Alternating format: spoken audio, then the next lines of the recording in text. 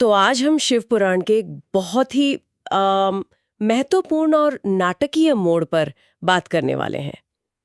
कामदेव भस्म हो चुके हैं, लेकिन शिव का क्रोध वो अभी शांत नहीं हुआ है। जी बिल्कुल, वो जो तीसरे नेत्र की अग्नि थी, क्रोधाग्नि जिसे कहते हैं। हाँ, वही। वो तो जैसे बिना किसी लक्ष्य के तीनों लोकों को भस्म करने पर उतारू हो गई थी। बिल्कुल। और दूसरी तरफ थी पार्वती जी। शिव के इस तरह चले जाने से वो गहरे विरह और मतलब शोक में डूबी हुई थी। हमारे पास ये जो शिव 84.mp3 के अंश हैं, वो इसी बारे में है।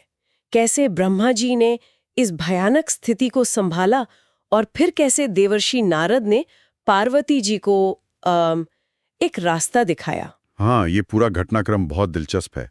तो आइए समझने की कोशिश करते हैं कि ये सब कैसे हुआ। ये जो एक ब्रह्मांडीय संकट था, वो कैसे टला, और पार्वती जी को महादेव को पाने का मार्ग वो कैसे मिला। इसमें वो बात भी है कि कैसे तीव्र भावनाओं को, चाहे वो शिव का परम क्रोध हो या पार्वती का गहरा प्रेम, और दिव्य शक्तियों को मतलब कैसे नियंत्रित किया जाता है, कैसे साधा जाता है। सही कहा।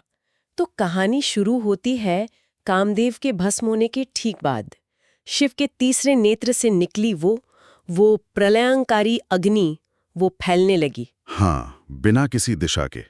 देवता, ऋषि, गंधर्व सब डर गए, सब भागे ब्रह्मा जी के पास। जाहिर है, ये तो साक्षात प्रलय जैसा ही नजारा रहा होगा। बिल्कुल। और ये समझना भी जरूरी है कि ये कोई मामूली आग नहीं थी। हाँ, ये तो शिव का साकार क्रोध था। सोचिए, एक भावना इतनी प्रबल कि वो भौतिक रूप लेकर विनाश करने लगे। बाप रे, ये तो कल्पना करना भी मुश्किल है। हाँ, ये केवल गुस्सा नहीं था, ये एक स्वतंत्र विनाशक शक्ति बन गई थी।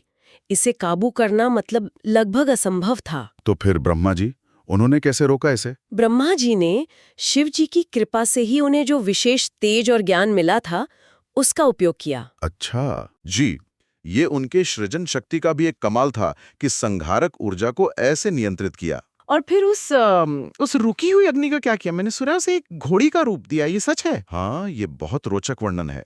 ब्रह्मा जी ने उस क्रोधाग्नि को एक घोड़ी यानी बड़वा का रूप दे दिया, जिसके मुंह से लगातार ज्वालाएं निकल रही थीं। अच्छा। इसी को बड़वानल कहा गया।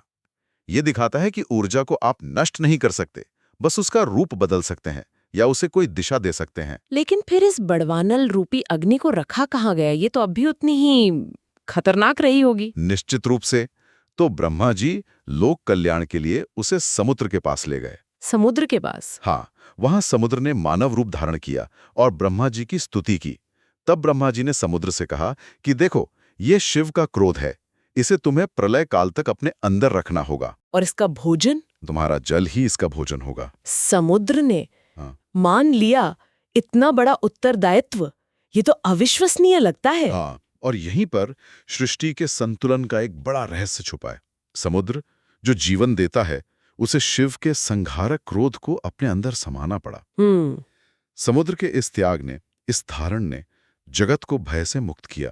ये दिखाता है कि कैसे अलग अलग शक्तियां, भले ही विपरीत लगें, ब्रह्मांडीय व्यवस्था के लिए एक दूसरे का साथ देती हैं, पूरक बनती हैं। तो एक तरफ तो ये बड़ा संकट टल गया, लेकिन दूसरी तरफ पार्वती जी, उनके जीवन में तो जैसे सब कुछ थमसा गया होगा। हाँ बिल्कुल। कामदेव का उनके सामने भस्म होना और फिर शिव का वहां से अंतर्ध्यान हो जाना, ये उनके लिए बहुत बड़ा आघात था। स्रोत बताते हैं कि वो अपनी सखियों के साथ घर तो लौट आईं, पर उनका मन वो पूरी तरह टूट चुका था। पिता हिमवान, माँ मैना सबने बहुत समझाया, पर उन्हें शांति नहीं मिल रही थी। वो तो अपने रूप, अपने सौंदर्य की विनिंदा करने लगी थीं।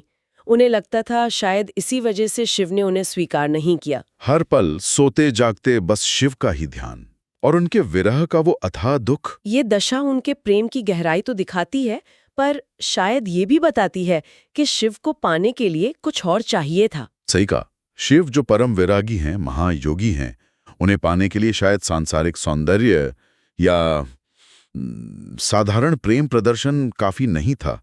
उनकी अपेक्षा कुछ और थी, कुछ ज्यादा गहरा, ज्यादा स्थायी। और शायद यहीं पर देवर्षि नारद आते हैं। बिल्कुल सही। जब हिमवान और मैना अपनी बेटी की इस हालत से बहुत दुखी थे, तभी नारद जी वहां पहुंचे। अच्छा।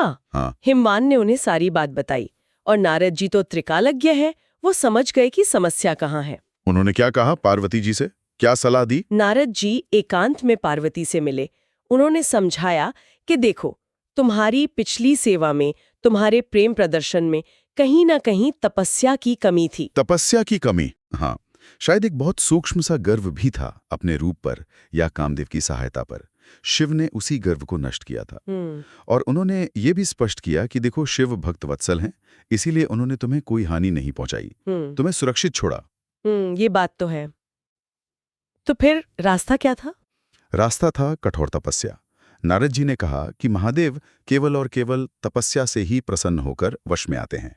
तपस्या? हाँ, उन्होंने पार्वती को तप का मार्ग सुझाया, मतलब अपने मन को, अपनी इच्छाओं को, अपनी इंद्रियों को पूरी तरह साधना, कठिन नियमों का पालन करना और सिर्फ शिव की आराधना करना। तो ये एक तरह से बाहरी सौंदर्य से हटकर आंतरिक साधना की ओर एक बड़ा मोड़ था उनके लिए। बिल्कुल, ये एक निर्णायक मोड़ था। और इसी बातचीत में क्या पंचाक्षर मंत्र की बात भी हुई? जी हाँ, जब पार्वती जी ने पूछा कि तपस्या कैसे करूं, किसकी आराधना करूं, तब नारद जी ने उन्हें शिव का वो परम शक्तिशाली पंचाक्षर मंत्र दिया, ओम नमः शिवाय। ओम नमः शिवाय। हाँ, और इसकी विधि भी बताई। इसे मंत्रों का राजा कहा गया है। ऐसा मंत्र जो सांसारिक सुख यानी भोग और आध्यात्मिक मुक्ति यानी मोक्ष दोनों दे सकता है। अच्छा।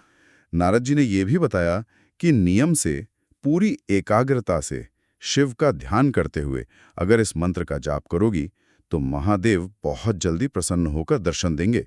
ये सुनकर तो पार्वती जी के मन में एक नई आशा जागी होगी। बिल्कुल, उन्हें जैसे एक अंधेरी सुरंग के अंत में रोशनी दिखी। विरह के उस अथाह दुख से निकलकर उन्हें अपने लक्ष्य तक पहुंचने का एक स्पष्ट, निश्चित मार्ग मिल गया। हाँ, ये बहुत जरूरी था। उन्हें साधना का एक ठोस आधार मिल गया। हाँ, अब उनका प्रेम सिर्फ एक भावना नहीं रहा, वो एक संकल्पित तपस्या बनने की राह पर था।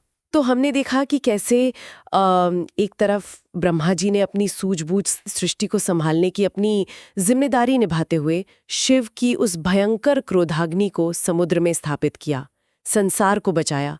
ये एक तरह का बाहरी दैवीय हस्तक्षेप था। जी, और दूसरी तरफ पार्वती जी का जो गहरा व्यक्तिगत संकट था, उनका जो विरह था, उसका समाधान मिला देवर्षि नारद के मार्गदर्शन से, जिसने उन्हें बाहरी परिस्थितियों पर निर्भर रहने के बजाय आंतरिक साधना यानी तपस्या और मंत्र जाप के रास्ते पर आगे बढ़ाया। ये पूरा प्रसंग ये हमें सोचने पर मजबूर करता है ना, कि जीवन के जो बड़े संकट होते हैं या जो बहुत तीव्र भावनाएं होती हैं, क्या उनका प्रबंधन हमेशा बाहरी शक्तियों के हस्तक्षेप से होता है जैसे ब्रह्मा जी ने किया, या फिर उसका रास्ता हमारे अपने अंदर ही छुपा होता है, हमारी अपनी साधना में, हमारी तपस्या में, जैसा रास्ता पार्वती जी को दिखाया गया? हाँ, ये एक बहुत गहरा सवाल है।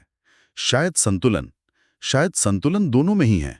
बाहरी सहायता और आंतरिक प्रयास दोनों का अपना महत्व है। बिल्कुल, इस पर वाकई विचार किया जा सकता है।